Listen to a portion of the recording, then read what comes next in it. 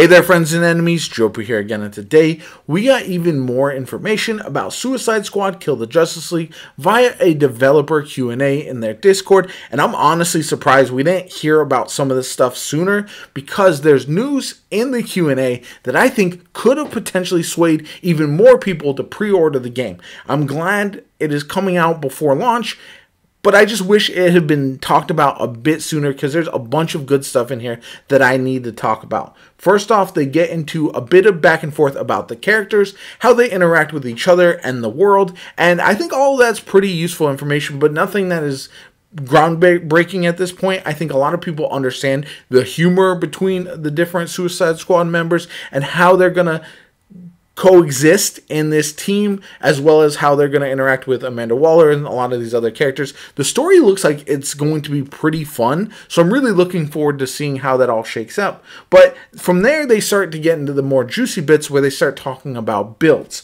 and that's where, in my opinion, things start to pick up. So first off, they talk about build variety and how important it was to have a diverse range of builds that you can play as. So a couple things they mention. First off, obviously the game is launching with loadout slots, which is huge, but there's also a lot of different options for equipment. You've got multiple weapons, you've got a melee weapon, grenade, you've got mods, all that kind of good stuff, which all will change up your build. And then obviously your character you're playing as will also affect your build as well. So I think all of that can kind of come together to really make certain builds shine. And they talk about how, depending on the content you're taking on, whether it is the story or endgame content, certain builds will be more successful than others. So even with the same character, you might have multiple builds and multiple loadouts set in order to tackle different challenges, because certain builds will thrive versus single target enemies,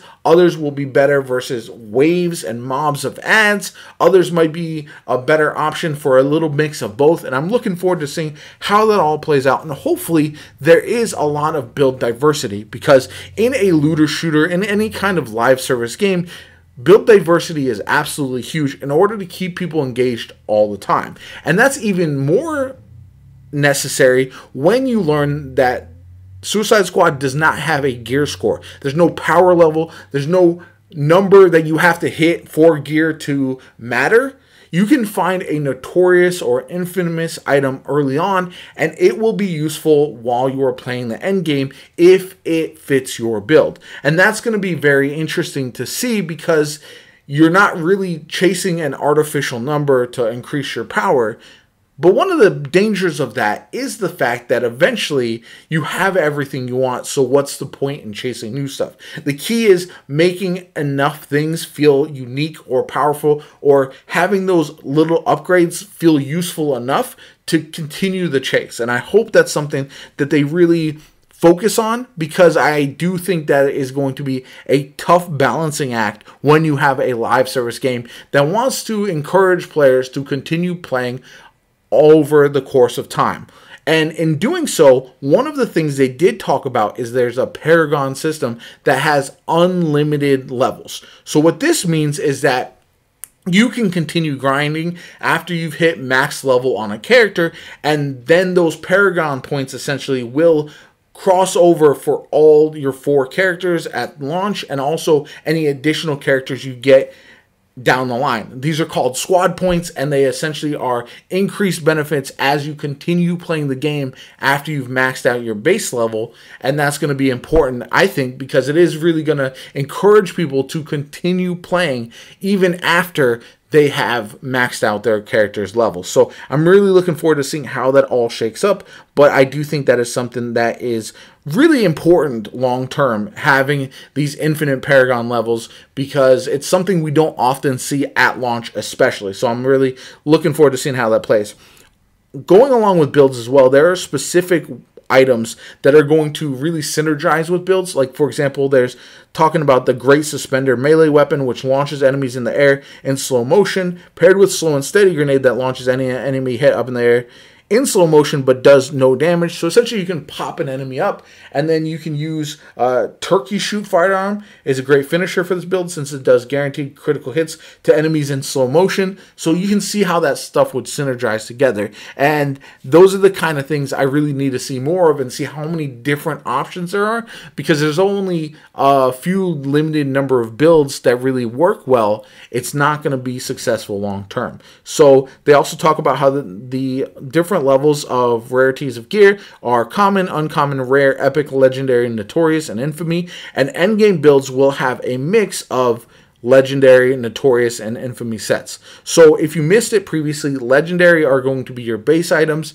Infamy sets are going to be sets that have gear bonuses. So if you have multiple items in the set, you're going to get a certain bonus to your build. And then notorious items are individual exotic, essentially, weapons from, like, if you're a Destiny player, and they're the highest rarity, but they have unique perks that other weapons and items in the games won't have. So I'm really looking forward to getting all the various notorious and infamy sets and seeing how they synergize together. So then they also talk about having, like I said, the prestige system was pretty huge, and so from there, they move into talking about the open world and how after you reach a certain point in the story, you'll be able to free roam the city of Metropolis and essentially just wander to your heart's content. There's going to be things like public events, Riddler challenges, different missions, all that kind of good stuff to do in the open world. And not only after you've completed the main storyline,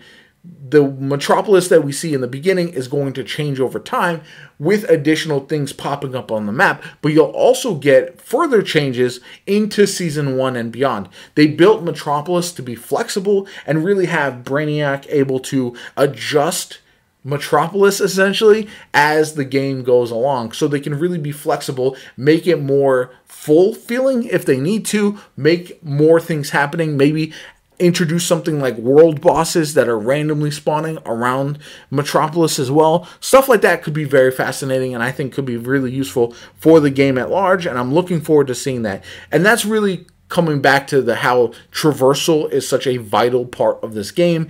And at first when you play the game, it might feel a little bit clunky, but mastering the traversal is vitally important in order to having the most fun with Suicide Squad. So I really look forward to seeing how that works and adjusting to all the 4 different characters and their different traversal styles.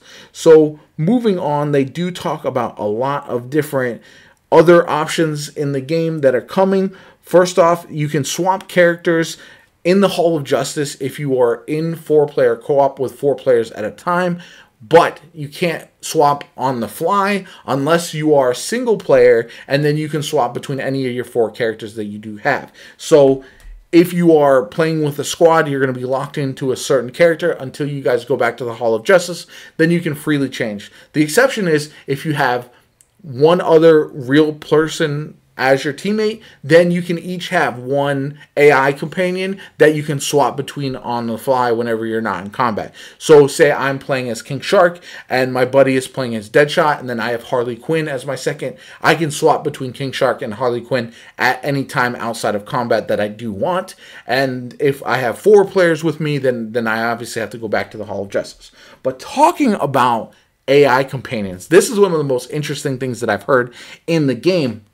Essentially, if you have another player, their AI come with you, so you can have your own AI teammates rolling with you at all times, but you can also have a friend or somebody who is online at the time also coming with you, and their character will have their own gear that they currently have on them, their own level and build and everything all preset. So you could have an absolutely cracked AI teammate with you from another player, not just your friends, but anybody online at the time. And that is fascinating to me, because the best part about that, if you bring someone else's character with you, they will get a portion of the loot that won't change the loot that you get whatsoever, but they will get a little bit of loot for essentially as a reward for you using their character. And I think that's an awesome idea and something to encourage you bringing other people's characters on board as well.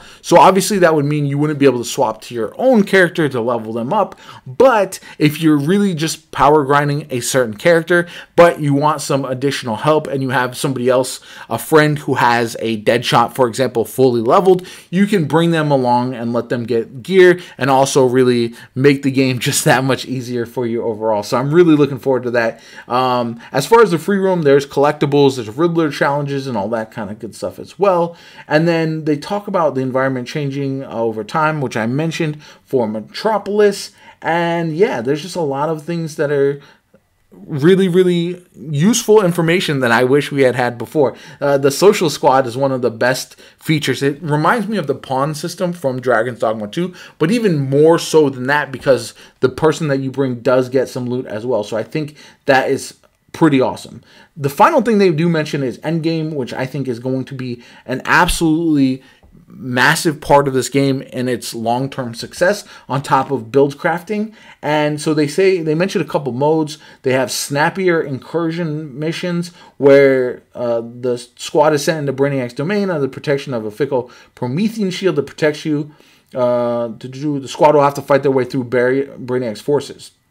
So then we have the more grand killing time missions where the squad is battling an increasingly frantic horde mode of Brainiac's enemies and have to keep killing enemies to fuel the shield because once it goes down, there's no hiding from the Skull Ship's tentacles. So essentially, it's just a horde mode, and once you run out of enemies to kill, once you're unable to keep killing them, then you lose that mode. So I think that's going to be really interesting to see. You can have global leaderboards. Solos, 2-player, 3-player, and 4-player groups mean that there's plenty of friendly competition to go around. That is another thing that I think is underrated as far as useful information because if you are a more competitive player, that is absolutely massive. They also teased the Endgame, and as far as the